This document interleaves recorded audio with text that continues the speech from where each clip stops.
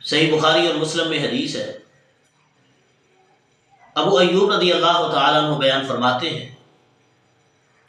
رسول اللہ صلی اللہ علیہ وسلم نے فرمایا، لا يحل لمسلم ان يهجر اخاه فوق 3 لیال، کسی مسلمان کے لیے حلال نہیں ہے کہ وہ 3 راتوں سے زیادہ کسی دوسرے مسلمان کے ساتھ قطع تعلق رہے، ناراض رہے۔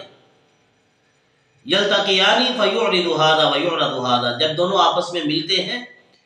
ایک اس طرف منہ کر لیتا ہے، دوسرا اس طرف منہ کر لیتا ہے۔ وخیرهم الذی یبدأ بالسلام، ان میں سے بہتر وہ ہے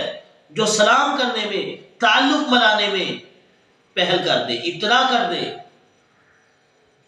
کسی مسلمان کے لیے جائز نہیں ہے، حرام ہے قطع تعلقی کرنا، مسلمان سے ناراض رہنا۔ ایک حدیث میں صحیح مسلم میں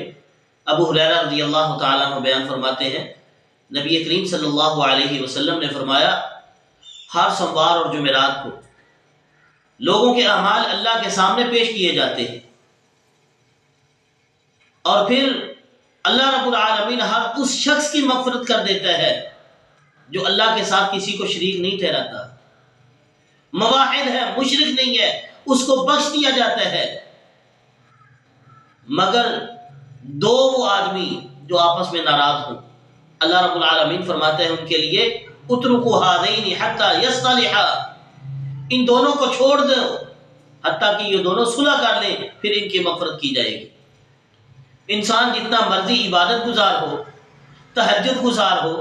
اللہ رب العالمین کا بندہ بن کے زندگی گزارے، لیکن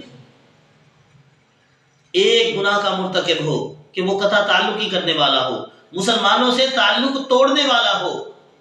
اس کی مغفرت نہیں ہوگی۔ سنن نبی داؤد میں ابو ہریرہ رضی اللہ تعالیٰ عنہ کی حدیث ہے، نبی صلی اللہ علیہ وسلم نے فرمایا، لا يحل لمسلم ان يهجر اخاه فوق 3 لیال،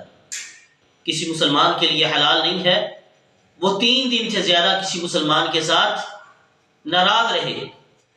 اور پھر فرمایا، فمن ہاجر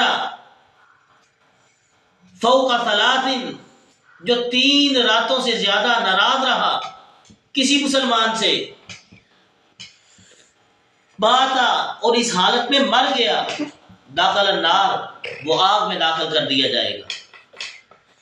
قطع تعلقی ایک ایسا گناہ ہے،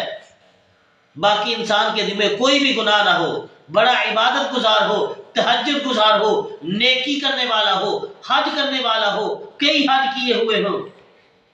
صرف ایک گناہ اس کے دل میں ہو کہ وہ مسلمانوں کے ساتھ قطع تعلقی کرنے والا ہو، تو اس کی مغفرت نہیں کی جاتی، آگ میں داخل ہوگا، جنت سے دور رکھا جائے گا اس کو۔